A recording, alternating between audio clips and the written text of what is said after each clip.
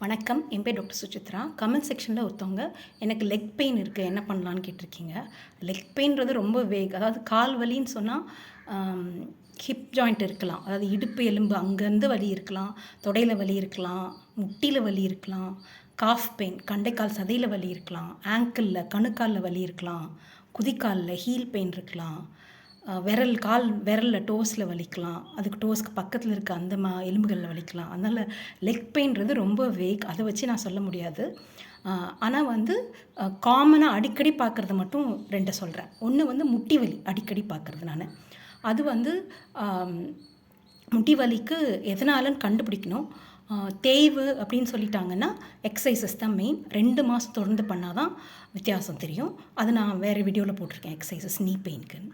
அதை தவிர கண்டைக்கால் சதை வலி அடிக்கடி நிறைய பேருக்கு பார்க்குறேன். காஃப் பெயின் அது பொதுவாக B12 சத்து குறைச்சலாக இருந்தால், இல்லை கால்சியம் சத்து குறைச்சலாக இருந்தால் நிறைய பேருக்கு வலிக்குது.